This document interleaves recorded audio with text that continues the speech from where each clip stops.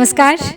भारतवाणी से मैं कविता स्वागत करती हूँ आप सबका श्रीमद् अध्यात्म रामायण संपूर्ण पाठ पर आधारित मेरी इस श्रृंखला में। आज हम पढ़ रहे हैं अयोध्या कांड से छठा सर्ग, जिसमें है गंगोत्तरण के बाद भारद्वाज और वाल्मीकि जी से श्री राम की भेंट। तो श्री महादेव पार्वती जी को कथा सुना रहे हैं। आगे कहते हैं, श्री महादेव उवाच सुप्तम रामम समालोक्य गुहः सोऽश्रुपरिप्लुतः लक्ष्मणं प्राह विनयाद् भ्रातः पश्यसि राघवम् शयानं कुशपत्रौघसंस्तरे सीतया सह यः शेते स्वर्णपर्यङ्के स्वास्तीर्णे भवनोत्तमे कैकेयी रामदुःखस्य कारणं विधिना कृता मंथरा बुद्धिमास्थाय कैकेयी पापमाचरत् तच्छ्रुत्वा लक्ष्मणः प्राह सखे शृणु वचो मम कः कस्य हेतुर्दुःखस्य कश्च हेतुः सुखस्य वा स्वपूर्वार्जितकर्मैव कारणं सुखदुःखयो। दृश्य कुछ ऐसा है कि श्री राम और सीता सो रहे हैं और दूसरी ओर लक्ष्मण तथा गुह उन दोनों की रक्षार्थ वीरासन में तत्पर खड़े हैं। तो महादेव जी बोले कि हे पार्वती, उस समय राम जी को सोते देख गुह ने आंखों में आंसू भरकर नम्रता पूर्वक लक्ष्मण जी से कहा, भाई देखते हो जो रघुनाथ जी अपने भव्य भवन में सुंदर बिछौने से युक्त सुवर्ण निर्मित पलंग पर पौढ़ते थे, वे ही आज सीता जी सहित कुश और पत्तों की साथरी पर पड़े हुए हैं। विधाता ने राम जी के इस दुख का कारण कैकेयी को बना दिया। मंथरा की बुद्धि पर विश्वास करके कैकेयी ने ये बड़ा पाप का काम किया। तब ये सुन के लक्ष्मण जी ने कहा, भाई मेरी बात सुनो, किसी के दुख अथवा सुख का कारण कोई दूसरा नहीं हो सकता, अर्थात मनुष्य का पूर्वकृत कर्म ही उसके सुख अथवा दुख का कारण होता है। तो लक्ष्मण का कहना है कि इसमें किसी का कोई दोष नहीं, न मंथरा को न कैकेयी को किसी को दोष देने की बात ही नहीं है। यहाँ ये सब पूर्वकृत कर्मों का ही फल है। सुखस्य दुःखस्य न कोऽपि दाता परो ददातीति कुबुद्धिरेषा अहं करोमीति वृथाभिमानः स्वकर्म सूत्रग्रथितो हि लोकः सुहृन्मित्रार्युदासीन द्वेष्य मध्यस्थ बान्धवा स्वयमेवाचरन् कर्म तथा तत्र विभाव्यते सुखम वा यदि वा दुःखम स्वकर्म वशगो नरः यद्यद्यथागतं तद्भुक्त्वा स्वस्थमना भवे न मे भोगागमे वाञ्छा न मे भोगविवर्जने आगच्छत्वथमागच्छत्वभोग वशगो भवेत् यस्मिन् देशे च काले च यस्माद्वायेन केन वा कृतं शुभाशुभं कर्म भोज्यं तत्तत्र नान्यथा अलम हर्षविषादाभ्यां शुभाशुभ फलोदये विधात्रा विहितं यद्यत्तदलङ्घ्यं सुरासुरैः सर्वदा सुख दुःखाभ्यां नरः प्रत्यवरुध्यते शरीरं पुण्यपापाभ्यामुत्पन्नं सुखदुःखवत् सुखस्यानन्तरं दुःखं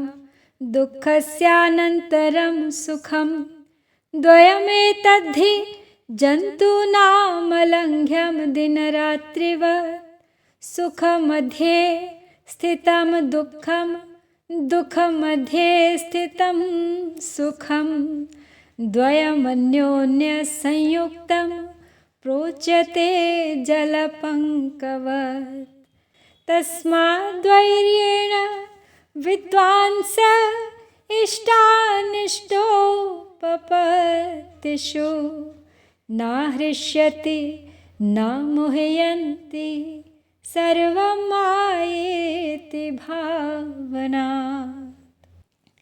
तो लक्ष्मण गुह को समझाते हुए आगे कहते हैं कि सुख दुख तो किसी को कोई देने वाला होता ही नहीं है। यदि हम ये मानते हैं कि कोई अन्य सुख दुख दे रहा है तो ये समझना ही कुबुद्धि है। मैं करता हूँ यह वृथा अभिमान है, क्योंकि लोग अपने अपने कर्मों की डोरी में बंधे हुए हैं। ये मनुष्य स्वयं ही पृथक पृथक आचरण करके उसके अनुसार सुहृद मित्र शत्रु उदासीन द्वेष्य मध्यस्थ और बंधु आदि की कल्पना कर लेता है। अतः मनुष्य को चाहिए कि प्रारब्धानुसार सुख या दुख जो कुछ भी जैसे जैसे प्राप्त हो उसे वैसे ही भोगते हुए सदा प्रसन्न चित्त रहे। हमें न तो भोगों की प्राप्ति की इच्छा है और न उन्हें त्यागने की। भोग आए या न आए, हम भोगों के अधीन नहीं हैं। जिस देश अथवा जिस काल में जिस किसी के द्वारा शुभ अथवा अशुभ कर्म किया जाता है उसे निस्संदेह उसी प्रकार भोगना पड़ता है। अतः शुभ अथवा अशुभ कर्म फल के उदय होने पर हर्ष या दुख मानना व्यर्थ है, क्योंकि विधाता की गति का देवता और दैत्य कोई भी उल्लंघन नहीं कर सकते। और मनुष्य तो सदा ही दुख और सुख से घिरा रहता है, क्योंकि मनुष्य शरीर पाप और पुण्य के मेल से उत्पन्न होने के कारण सुख दुखमय ही है। सुख के पीछे दुख और दुख के पीछे सुख आता है। ये दोनों ही दिन और रात्रि के समान जीवों से अलंघनीय हैं। सुख के भीतर दुख और दुख के भीतर सुख सर्वदा छिपा रहता है। ये दोनों ही जल और कीचड़ के समान आपस में मिले हुए रहते हैं। इसलिए विद्वान लोग सब कुछ माया ही है, इस भावना के कारण इष्ट या अनिष्ट की प्राप्ति में धैर्य रखकर हर्ष या शोक नहीं मानते। गुह लक्ष्मणयोरेवं भाषतोर्विमलं नभः बभूव रामः सलिलं स्पृष्ट्वा प्रातः समाहितः उवाच शीघ्रं सुदृढां नावमानय मे सखे श्रुत्वा रामस्य वचनं निषादाधिपतिर्गुहः स्वयमेव दृढां नावमानिनाय सुलक्षणां स्वामिन्नारुह्यतां नौका सीतया लक्ष्मणेन च वाहये ज्ञातिभिः सार्धमहमेव समाहितः तथेति राघवः सीतामारोप्य शुभलक्षणां गुहस्य हस्तावलम्ब्य स्वयं चारोहदच्युतः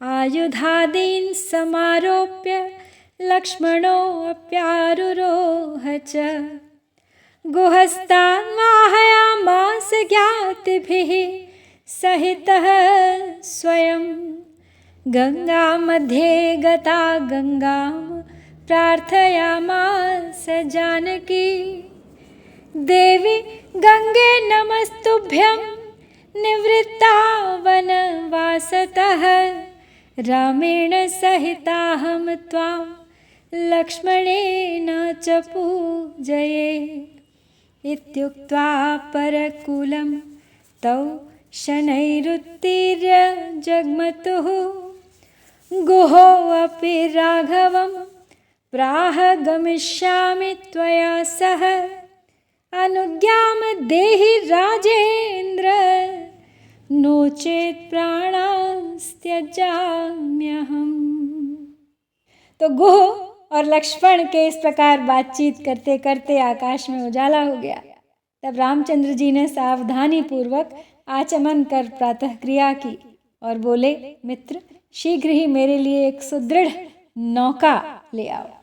तो राम के ये वचन सुनकर निषादराज गुह स्वयं ही एक सुलक्षण संपन्न सुदृढ़ नौका ले आए और बोले, स्वामिन सीता और लक्ष्मण के सहित नाव पर चढ़िए। अपने जाते भाइयों के साथ में स्वयं इसे सावधानी पूर्वक चलाऊंगा। तब रघुनाथ जी ने बहुत अच्छा कह प्रथम शुभ लक्षणा सीता जी को उस पर चढ़ाया। फिर गुह का हाथ पकड़कर श्री अच्युत भगवान रघुनाथ जी स्वयं चढ़े। तदनंतर अपने आयुध आदि को रख श्री लक्ष्मण जी नौकारूढ़ हुए। तब गुह ने अपने जाति भाइयों सहित स्वयं नौका चलाई और जिस समय नाव गंगा जी के बीच में पहुंची, तब जानकी जी ने गंगा जी से प्रार्थना की, देवी गंगे, मैं तुम्हें प्रणाम करती हूँ। वनवास से लौटने पर मैं राम और लक्ष्मण के सहित तुम्हारी पूजा करूंगी। इस प्रकार प्रार्थना करने के पश्चात वे शनैः शनैः पार उतर कर आगे चलने लगे।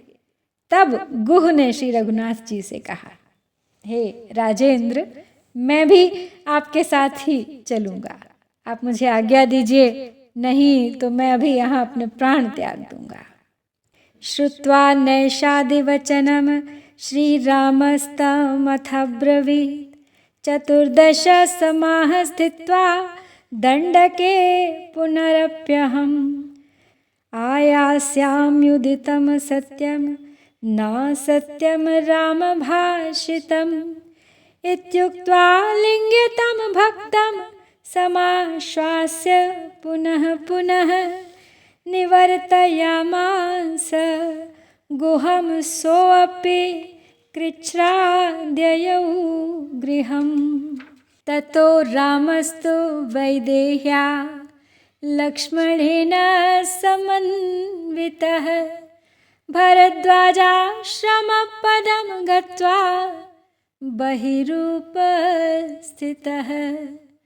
तत्रैकं बटुकं दृष्ट्वा रामः प्राह च हे बटो रामो दाशरथिः सीता लक्ष्मणाभ्यां समन्वितः आस्ते बहिर्वनस्येति युज्यतां मुनिसन्निधौ।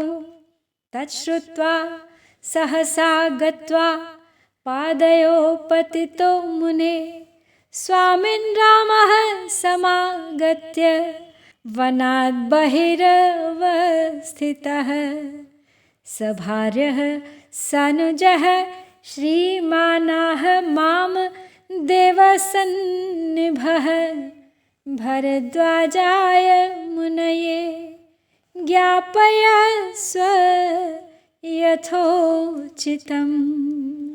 तच्छ्रुत्वा सहसोत्थाय भरद्वाजो मुनीश्वरः गृहीत्वार्घ्यं च पाद्यं च रामसामीप्य माययौ दृष्ट्वा रामं यथा न्यायं पूजयित्वा स लक्ष्मणम् आह मे पर्णशालां भो राम राजीवलोचन आगच्छ पादरजसा पुनीहि रघुनन्दन इत्युक्तोटजमानीय सीतया सह राघवौ भक्त्या पुनः पूजयित्वा चकारातिथ्यमुत्तमम् अद्याहं तपसः पारं गतोऽस्मि तव सङ्गमात् ज्ञातं राम तवोदन्तं भूतं चागामिकं च यत्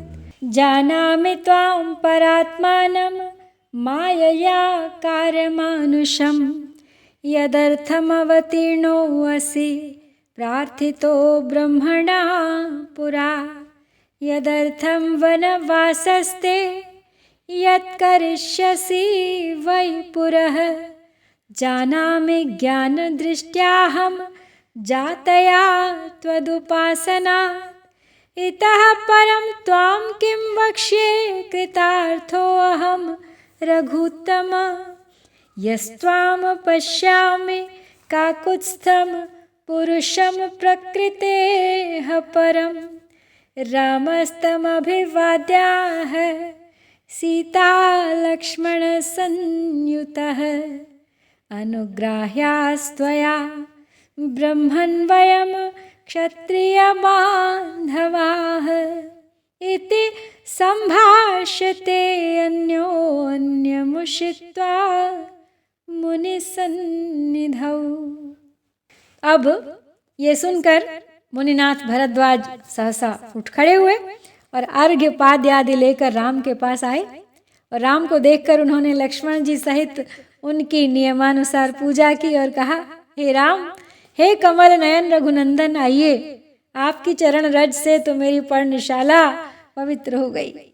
ऐसा कह के वे सीता के सहित दोनों रघुकुमारों को अपनी कुटिया में ले आए और फिर उनका भक्तिपूर्वक पूजन कर भली प्रकार आतिथ्य सत्कार किया। तदनंतर मुनिवर बोले, राम, आज आपके समागम से मेरी तपस्या पूर्ण हो गई। हे रघुनंदन, मैं आपका भूत और भविष्यत संपूर्ण वृत्तांत जानता हूँ। मैं यह भी जानता हूँ कि आप साक्षात परमात्मा हैं और कार्य की सिद्धि के लिए ही माया से मनुष्य रूप हुए हैं। पूर्व काल में ब्रह्मा के प्रार्थना करने से जिसलिए आपने अवतार लिया है, जिसलिए आपको वनवास हुआ है और जो कुछ आप आगे करेंगे, वह सब आपकी उपासना द्वारा प्राप्त हुई ज्ञान दृष्टि से मैं जानता हूँ। तो हे रघुश्रेष्ठ, आपसे मैं और अधिक क्या कहूँ, मैं तो कृतार्थ हो गया।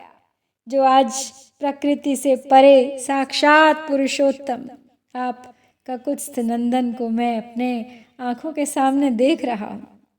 तब सीता और लक्ष्मण के सहित श्री रामचंद्र जी ने उन्हें प्रणाम करके कहा, ब्राह्मण, हम क्षत्रिय कुलोत्पन्न हैं, अतः आपकी कृपा के पात्र हैं। इस प्रकार परस्पर एक दूसरे से कहने के उपरांत वे मुनि के यहाँ पर ठहर गए। प्रातरुत्थाय यमुनामुत्तीर्य मुनिदारकैः कृताप्लवेन मुनिना दृष्टमार्गेण राघवः प्रययौ चित्रकूटाद्रिं वाल्मीकिर्यत्र चाश्रमः गत्वा रामोऽथ वाल्मीकिराश्रमं ऋषिसङ्कुलं नानामृगद्विजाकीर्णं नित्यपुष्पफलाकुलं तत्र दृष्ट्वा समासीनं वाल्मीकिं मुनिसत्तमं ननाम शिरसा रामो लक्ष्मणेन च सीतया दृष्ट्वा रामं रमानाथं वाल्मीकिर्लोकसुन्दरं जानकी लक्ष्मणोपेतं जटामुकुटमण्डितं कन्दर्पसदृशाकारं कमनीयाम्बुजेक्षणं दृष्ट्वैव सहसोत्तस्थौ विस्मयानिमेषे क्षणः आलिङ्ग्य परमानन्दं रामं हर्षाश्रुलोचनः पूजयित्वा जगत्पूज्यं भक्तार्घ्यादिभिरादृतः फलमूलैः स मधुरैर्भोजयित्वा च लालितः। अब प्रातःकाल जागने पर श्री रघुनाथ जी मुनि कुमारों की बनाई हुई डोंगी पर चढ़कर यमुना के पार हुए और मुनिवर के बताए हुए मार्ग से चित्रकूट पर्वत की ओर चले, जहाँ वाल्मीकि जी का आश्रम था। उस ऋषिगणों से भरे हुए नाना मृग और पक्षियों से समाकुल तथा सर्वदा फल पुष्पादि से परिपूर्ण वाल्मीकि जी के आश्रम में जाकर श्री रामचंद्र जी ने देखा कि मुनिश्रेष्ठ वाल्मीकि जी बैठे हुए हैं। तब श्री रामचंद्र जी ने लक्ष्मण और सीता के सहित उन्हें सिर झुकाकर प्रणाम किया। तब श्री वाल्मीकि जी ने सुंदर कमल के समान नेत्र वाले, कामदेव किसी आकृति वाले, जटा मुकुटधारी, त्रिलोक मोहन लक्ष्मीपति श्री रामचंद्र जी को सीता और लक्ष्मण के सहित देखा। उन्हें देखते ही श्री वाल्मीकि जी सहसा उठ खड़े हुए। उनके नेत्र आश्चर्य से निमेष शून्य हो गए, मतलब अपलक हो गए। वो बिना पलक झपकाए बस देखते रहे। उन्होंने नेत्रों में आनंदाश्रु भर परमानंद स्वरूप श्री रामचंद्र जी का आलिंगन किया तथा अति भक्ति भाव से जगत पूज्य भगवान राम की अर्घ्य आदि से सादर पूजा कर उन्हें मीठे मीठे फल मूल आदि खिलाकर उनका लालन किया। राघवः प्राञ्जलिः प्राह वाल्मीकिं विनयान्वितः पितुराज्ञां पुरस्कृत्य दण्डकानागता वयं भवन्तो यदि जानन्ति किं वक्ष्योमोऽत्र कारणं यत्र मे सुखवासाय भवेत् स्थानं वदस्वत सीतया सहितः कालं किञ्चित् तत्र नयाम्यहम् इत्युक्तो राघवेणासौ मुनिः सस्मितमब्रवीत् त्वमेव सर्वलोकानां निवासस्थानमुत्तमं तवापि सर्वभूतानि निवाससदनानि एवं साधारणं स्थानमुक्तं ते रघुनन्दन सीतया सहितस्येति विशेषं पृच्छतस्तव तद्वक्ष्यामि रघुश्रेष्ठ यत्ते नियतमन्दिरं शान्तानां समदृष्टीनां द्वेष्टॄणां च जन्तुषु त्वामेव भजतां नित्यं हृदयं ते अधिमंदिरम। तब श्री रघुनाथ जी अति नम्रता पूर्वक हाथ जोड़कर श्री वाल्मीकि जी से बोले कि हम पिताजी की आज्ञा मानकर दंडक वन में आए हैं। आप तो सब कुछ जानते ही हैं, फिर हम आपको इसका कारण क्या बताएं। अब आप मुझे कोई ऐसा स्थान बताइए जहाँ मैं सुखपूर्वक रह सकूं। आपके बताए हुए उस स्थान में मैं सीता के साथ रहकर कुछ समय बिताऊंगा। तो रघुनाथ जी के इस प्रकार कहने पर मुनिवर ने मुस्कुराकर कहा, हे राम, संपूर्ण प्राणियों के आप ही एकमात्र उत्तम निवास स्थान है और सब जीव भी आपके निवास गृह हैं। तो हे रघुनंदन, इस प्रकार यह मैंने आपका साधारण निवास स्थान बताया, परंतु आपने विशेष रूप से सीता के सहित अपने रहने का स्थान पूछा है। इसलिए हे रघुश्रेष्ठ, अब मैं आपका जो निश्चित गृह है वह बताता हूँ, जो शांत, समदर्शी और संपूर्ण जीवों के प्रति द्वेषहीन है तथा अहर्निश आपका ही भजन करते हैं।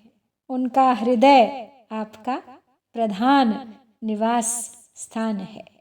धर्माधर्मान् परित्यज्य त्वामेव भजतो निशम् सीतया सह ते राम तस्य हृत्सुखमन्दिरं त्वन्मन्त्रजापको यस्तु त्वामेव शरणं गतः निर्द्वन्द्वो निःस्पृहस्तस्य हृदयं ते सुमन्दिरं निरहङ्कारिणः शान्ताये रागद्वेषवर्जिताः समलोष्टाश्मकनकास्तेषां ते हृदयं गृहं त्वयि दत्तमनो बुद्धिर्यः सन्तुष्टः सदा भवेत् त्वयि सन्त्यक्तकर्मा यस्तन्मनस्ते शुभं गृहं यो न द्वेष्टय प्रियं प्राप्य न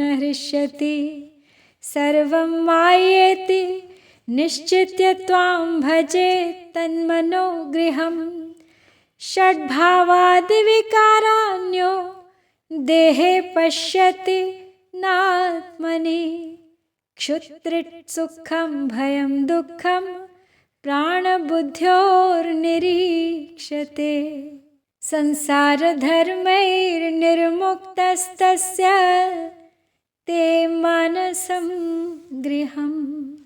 तो वाल्मीकि जी कहते हैं आगे श्री राम से कि जो धर्म और अधर्म दोनों को छोड़कर निरंतर आपका ही भजन करता है हे राम, उसके हृदय मंदिर में सीता के सहित आप सुखपूर्वक रहते हैं। आप ही के मंत्र का जाप करता है, आप ही की शरण में रहता है, द्वंद्वहीन और निस्पृह है, उसका हृदय आपका सुंदर मंदिर है। जो अहंकार शून्य शांत स्वभाव, राग द्वेष रहित और मृत पिंड पत्थर तथा सुवर्ण में समान दृष्टि रखने वाले हैं, उनका हृदय आपका घर है। जो आप ही में मन और बुद्धि को लगाकर सदा संतुष्ट रहता है और अपने समस्त कर्म आप ही को अर्पण कर देता है, उसका मन ही आपका शुभ गृह है। जो अप्रिय को पाकर द्वेष नहीं करता और प्रिय को पाकर हर्षित नहीं होता तथा यह संपूर्ण प्रपंच माया मात्र है ऐसा निश्चय कर सदा आपका भजन करता है, उसका मन ही आपका घर है। जो सत्ता, जन्म लेना, बढ़ना, बदलना, क्षीण होना और नष्ट होना, इन 6 विकारों को ही शरीर में देखता है, आत्मा में नहीं, तथा क्षुधा, तृषा, सुख दुख और भय आदि को प्राण और बुद्धि के ही विकार मानता है और स्वयं सांसारिक धर्मों से मुक्त रहता है, उसका चित्त आपका निज गृह है। पश्यन्ति ये सर्वगुहाशयस्थं त्वां चिद्घनं सत्यमनन्तमेकम् अलेपकं सर्वगतं वरेण्यं तेषां हृदब्जे सह सीतया वस निरन्तराभ्यास दृढीकृतात्मनां त्वत्पादसेवा परिनिष्ठितानां त्वन्नाम कीर्त्या हतकल्मषाणां सीता समेतस्य गृहं हृदब्जे। राम त्वन्नाम महिमा वर्ण्यते केन वा कथं यत्प्रभावादहं राम ब्रह्मर्षित्वमवाप्तवान् अहं पुरा किरातेषु किरातैः सह वर्धितः जन्ममात्र द्विजत्वं मे शूद्राचाररतः सदा शूद्रायां बहवः पुत्रा उत्पन्ना मे जितात्मनः ततश्चौरैश्च संगम्य चौरोऽहं भवं पुरा धनुर्बाणधरो नित्यं जीवानामन्तकोपमः एकदा मुनयः सप्त दृष्टा महति कानने साक्षात् मया प्रकाशन्तो ज्वलनार्कसमप्रभाः तानन्वधावं लोभेन तेषां सर्वपरिच्छदान् ग्रहीतु कामस्तत्राहं तिष्ठ तिष्ठेति चाब्रवं दृष्ट्वा मां मुनयो पृच्छन् किन्मायासि द्विजाधम अहं तान् अब्रवं किञ्चिदादातु मुनिसत्तमा पुत्रदारादयः सन्ति बहवो मे बुभुक्षिताः तेषां संरक्षणार्थाय चरामि गिरिकानने ततो मामूचुरव्यग्राः पृच्छ गत्वा कुटुम्बकम् यो यो मया प्रतिदिनं क्रियते पापसञ्चयः यूयं तद्भागिनः किं वा नेति वेति पृथक पृथक। आगे बोले वाल्मीकि जी कि जो लोग चिद्घन सत्य स्वरूप अनंत एक निर्लेप सर्वगत और स्तुत्य आप परमेश्वर को समस्त अंतःकरणों में विराजमान देखते हैं हे राम, उनके हृदय कमल में आप सीता जी के सहित निवास कीजिए। निरंतर अभ्यास करने से जिनका चित्त स्थिर हो गया है, जो सर्वदा आपकी चरण सेवा में लगे रहते हैं तथा आपके नाम संकीर्तन से जिनके पाप नष्ट हो गए हैं, उनके हृदय कमल में सीता सहित हे श्री राम आपका निवास गृह है। हे राम, जिसके प्रभाव से मैंने ब्रह्मर्षि पद प्राप्त किया है, आपके उस नाम की महिमा कोई किस प्रकार वर्णन कर सकता है। पूर्व काल में मैं किरातों के साथ रहता था और उन्हीं के साथ रहकर बड़ा हुआ। मैं निरंतर शूद्रों के आचरणों में रत रहता था। मेरी द्विजातीयता केवल जन्म मात्र की थी। मुझ अजितेंद्रिय के शूद्रा के गर्भ से बहुत से पुत्र उत्पन्न हुए। उस समय चोरों के समागम से मैं भी पक्का चोर हो गया था। जीवों के अंतकर्ता काल के समान मैं सदा धनुष बाण धारण किए रहता था। एक दिन एक घोर वन में मैंने साक्षात सप्तऋषियों को जाते देखा। वे अपनी प्रभा से अग्नि और सूर्य के समान प्रकाशमान थे।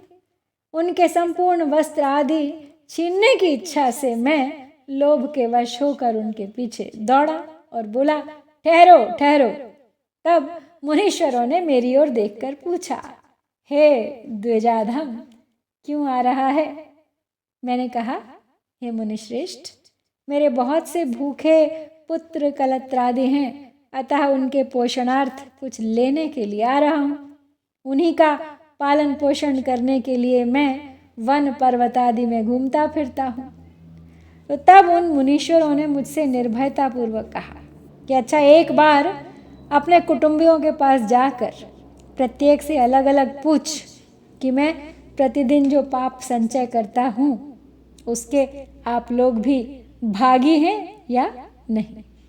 बस केवल ये पूछकर तू लौट आ, तब तक हम तेरी यही प्रतीक्षा करेंगे। वयम स्थास्यामहे तावदा गमिष्यसि निश्चयः तथेत्युक्त्वा गृहं गत्वा मुनिभिर्यदुदीरितम् अपृच्छम पुत्रदारादींस्तैरुरोक्ताहं रघुत्तम पापम तवैव तत्सर्वं वयं तु फलभागिनः। तच्छ्रुत्वा जातनिर्वेदो विचार्य पुनरागमं मुनयो यत्र तिष्ठन्ति करुणापूर्णमानसाः मुनीनां दर्शनादेव शुद्धान्तः करणो भवं धनुरादीन् परित्यज्य दण्डवत्पतितोऽस्म्यहं रक्षध्वं मां मुनिश्रेष्ठा गच्छन्तं निरयाणवम् इत्यग्रे पतितं दृष्ट्वा मामुचुर्मुनिसत्तमाः उत्तिष्ठोत्तिष्ठ भद्रं ते सफलः सत्समागमः उपदेक्ष्यामहे तुभ्यं किञ्चित्तेनैव मोक्ष्यसे परस्परं समालोच्य दुर्वृत्तो वयं द्विजाधमः उपेक्षैव सद्वृतैस्तथापि शरणं गतः रक्षणीयः प्रयत्नेन मोक्षमार्गोपदेशतः इत्युक्त्वा रामते नाम व्यत्यस्ताक्षरपूर्वकम् एकाग्रमनसात्रैव मरेति जप सर्वदा। तो आगे बोले वाल्मीकि जी कि उन सप्तऋषियों की बात मान के मैं बहुत अच्छा कह के अपने घर आ गया, और जिस प्रकार मुनीश्वरों ने मुझसे कहा था मैंने अपने पुत्र स्त्री आदि से पूछा। तब हे रघुश्रेष्ठ वे बोले कि वह पाप तो सब तुम्ही को लगेगा, हम तो उससे प्राप्त हुए फल यानी धन आदि को ही भोगने वाले हैं। यह सुनकर मुझे बहुत वैराग्य हुआ और मैं विचार करता हुआ जहाँ करुणा से परिपूर्ण हृदय वाले मुनीश्वर मेरी प्रतीक्षा कर रहे थे वहाँ पे लौट आया। तब उन मुनीश्वरों के दर्शन मात्र से ही मेरा अंतःकरण शुद्ध हो गया और मैं धनुष आदि फेंक कर दंड के समान पृथ्वी पर गिर पड़ा। हे मुनिश्रेष्ठ गण, इस पाप समुद्र में पड़ते हुए मेरी आप रक्षा कीजिए। तो इस प्रकार चिल्लाते हुए मुझे अपने सामने पड़ा देख वे मुनिश्रेष्ठ मुझसे बोले, खड़ा हो, खड़ा हो, तेरा सत्संग सफल हो गया, अब तेरा अवश्य कल्याण होगा। हम तुझे थोड़ा सा उपदेश करते हैं, बस उसी से तू मुक्त हो जाएगा।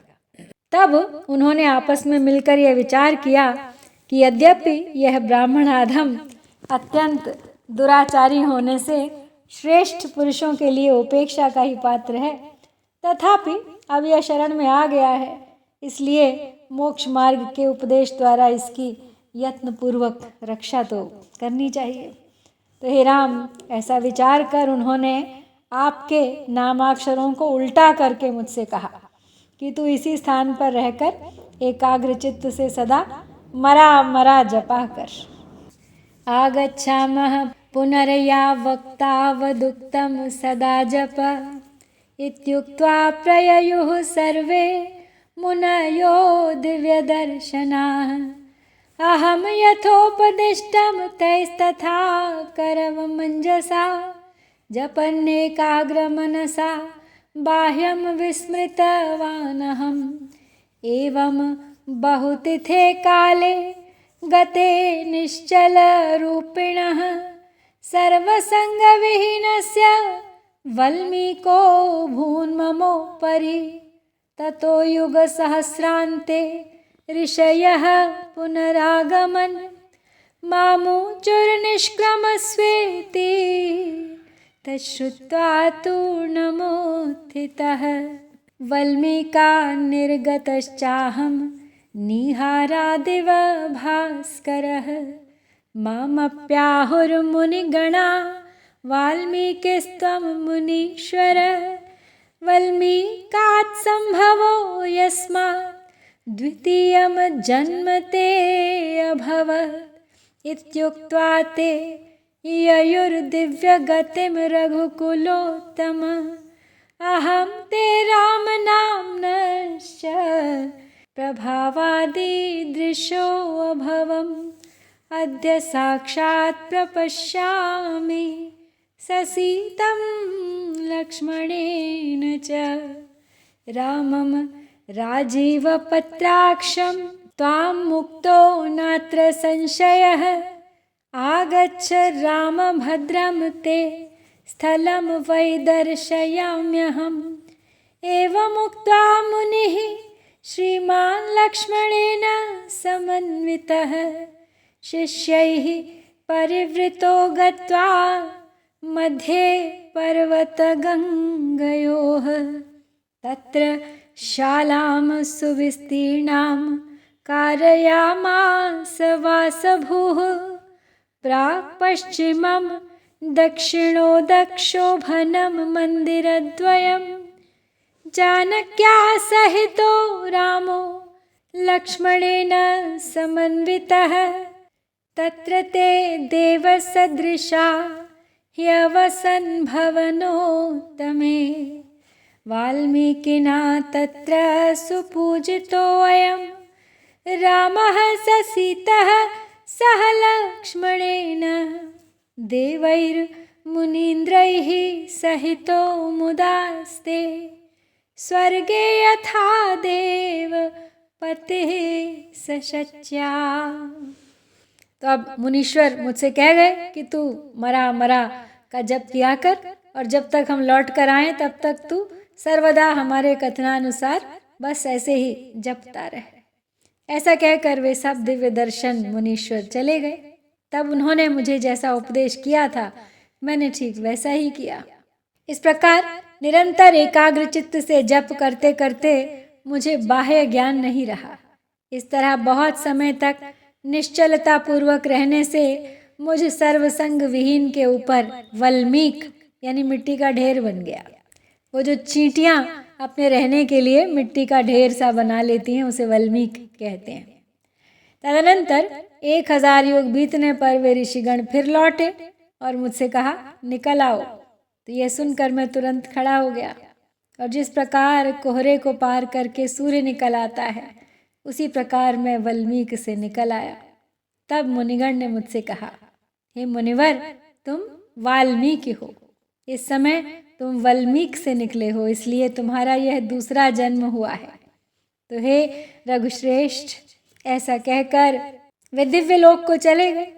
हे राम, आपके नाम के प्रभाव से मैं ऐसा हो गया जो आज सीता और लक्ष्मण के सहित साक्षात आप कमल नयन को देख रहा हूँ। हाँ, मैं निस्संदेह मुक्त हो गया। हे राम, आपका मंगल हो। नहीं जानता था कि राम राम राम राम राम राम बोलते बोलते मैं राम राम को अपने भीतर आत्मसात करता रहा। तो हे राम, आपका नाम ही है जिसने मुझे मुझसे मिलाया है। तो अब आइए हे राम, आपका मंगल हो। मैं आपको आपके रहने के लिए वास्तविक स्थान दिखाता हूँ। तो ऐसा कह शिष्यों से घिरे हुए श्रीमान मुनिवर वाल्मीकि जी ने लक्ष्मण के सहित गंगा और पर्वत के बीच के स्थल में जाकर वहाँ भगवान राम के रहने के लिए एक सुविशाल शाला बनवाई। उसमें एक पूर्व पश्चिम और दूसरा उत्तर दक्षिण ऐसे 2 सुंदर घर बनाए गए। उस भव्य भवन में जानकी के सहित श्री राम और लक्ष्मण देवताओं के समान रहने लगे। श्री वाल्मीकि जी से भली प्रकार सम्मान पाकर देवता और मुनिजनों के सहित श्री रामचंद्र जी वहाँ सीता और लक्ष्मण के साथ इस प्रकार प्रसन्नता पूर्वक रहने लगे जैसे स्वर्ग लोक में शची के साथ देवराज इंद्र रहते हैं। इस प्रकार यहाँ पर हम श्रीमद् आध्यात्म रामायण के अयोध्या कांड से 6ठा सर्ग संपन्न करते हैं। इति श्रीमद् अध्यात्म रामायणे उमा महेश्वर संवादे अयोध्या कांडे 6ठः सर्गः। जय श्री सीता राम, जय भारत।